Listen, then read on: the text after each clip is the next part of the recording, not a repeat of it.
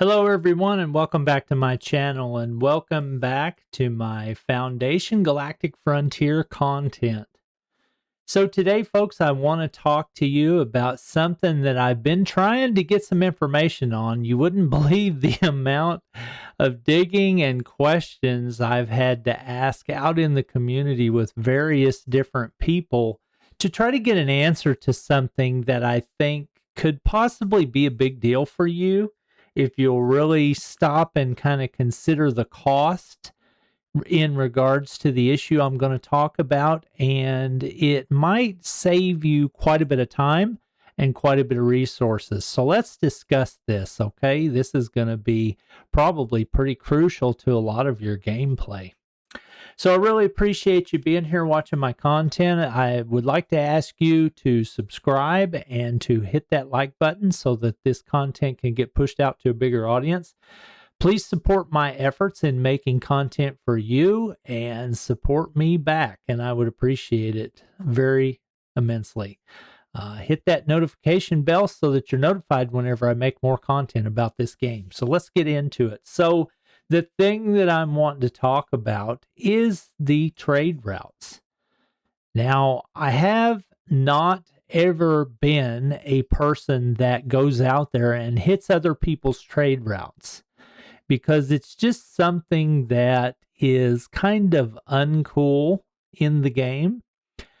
Honestly, I don't know why it ever became uncool in the game because it is a mechanic that the developers have put in the game to allow people to run trade routes to get resources, but then you're also allowed as a player to attack other players' trade routes and take and steal part of their resources that they've generated through the trade run.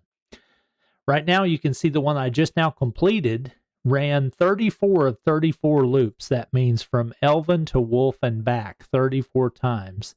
It took 3 hours and 19 minutes and 20 seconds. And at the end result of the stage, I got 264,000 galactic coins, which is very useful to be able to level up your fleets. So that's one of the key.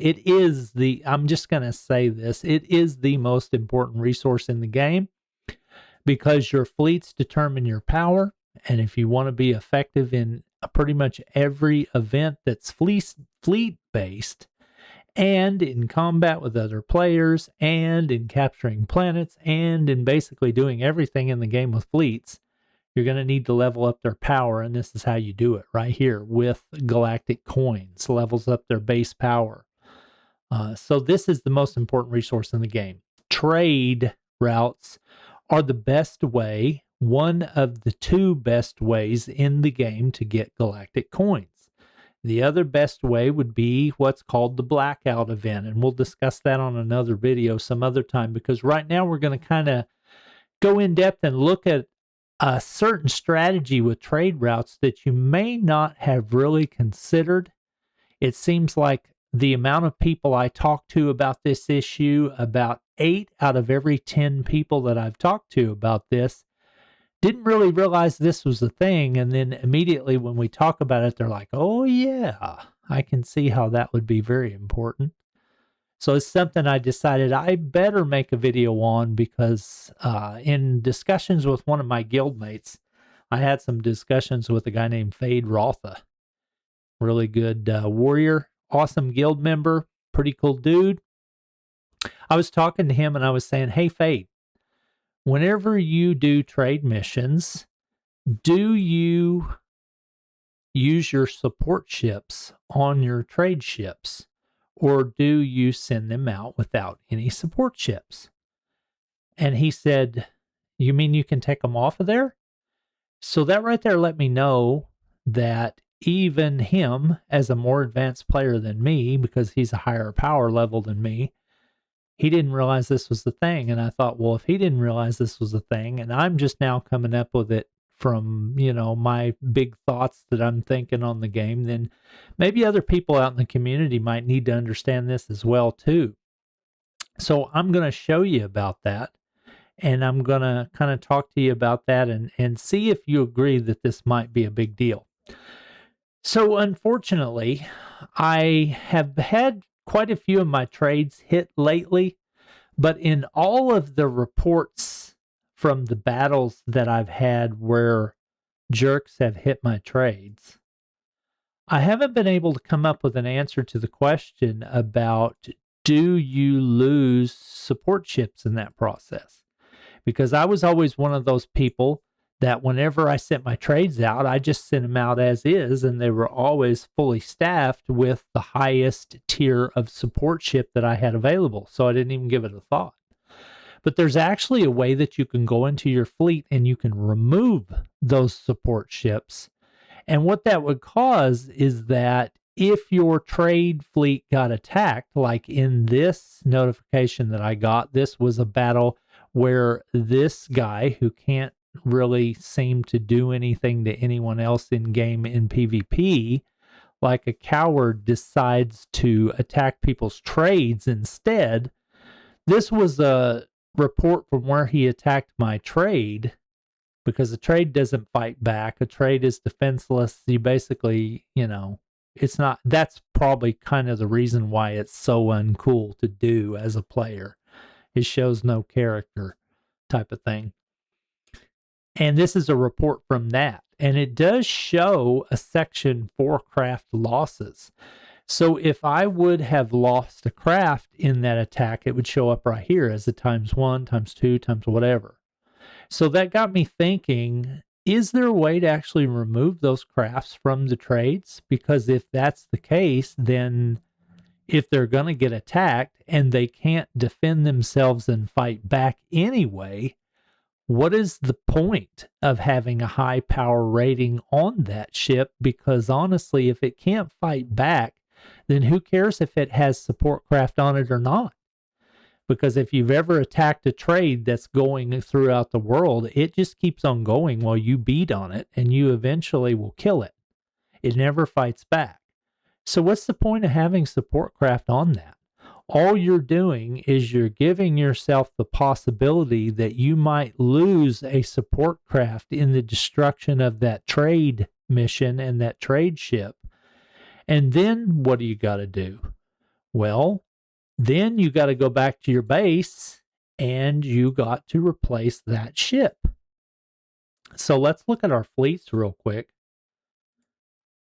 And we'll look at the two ships that I use to run trades. And we're going to look at what I have equipped on them. And you're going to kind of understand it a little bit better when you see the support ship menu. But I have obviously 3 fleets like everybody else. My Graham is my kinetic, and it is my strongest fleet because that's what I put the most work into. It's just the normal progression for most people that are playing this game. There are others that are super tweaked, and they have different configurations on their Graham, and they're pretty darn scary, honestly. But for most of us, the kinetic Graham is going to be your bread and butter. That's the one that you're going to keep out to do all your heavy lifting, kill all your minions, do all your rallies, fight all your enemies, And the other 2 ships, while you're not actively engaging in a 3-fleet battle so that you have enough beef to kill your opponent type thing, the other 2 ships need to be engaged in trade missions at all times. So when you're looking at trade missions, you need to think about the length of the trade mission. Are you actively online right now and playing? Well, then maybe you want to do some short trade missions in a nearby location of space that would be safe and you don't have to worry about it type of thing. And as soon as it gets done, you can set another because you're active and you're online. Are you fixing to go to bed and you're going to be offline for 7 or 8 hours? Well, then maybe you want to set this mission on a long trade mission that takes 6, 7, 8 hours to complete. That way it's busy doing something and earning resources for you. And when you wake up in the morning, boom, you got a trade mission to collect with a huge amount of resources. And it kept it safe I say safe, but somewhat safe in the process.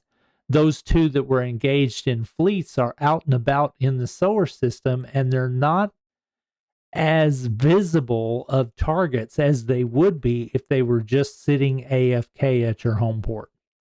because right now we're in the middle of a PvP event. And you can see what our enemy in our guild versus guild battle is doing. He's basically being lazy, and I don't blame him. I do the same thing. They come over here and they hit all our AFK people that are centered around our planet, and they're getting easy points. And there's nothing nobody is doing about it because it's too much trouble and can't be bothered to constantly get on game and chase them away. So when they come hit ours, we go hit theirs. That's just how it's ended up being. There's a couple of people on the game in our enemy guild that we're facing in guild versus guild that have an insane amount of power, and I just can't do anything to them. They're to the point to where they've spent $10,000-$20,000 on this game already, and they're at such a level that they're just ridiculous, and you can't do anything to them. So when they come over here and kill my people, guess what I do? I sneak down here right behind them and go to their system and kill theirs. Well, they're gone.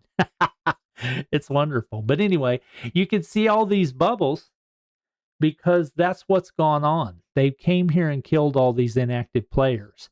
Now, if these people were smart, they would think about setting their trade missions a little differently to where there are two ships that are not doing anything would be gone doing trade missions, and they would be a lot more safe traveling through a sector of space where attacking trade missions is kind of frowned upon and looked down upon, versus sitting here AFK saying with a neon sign saying, please come kill me for glory, you know?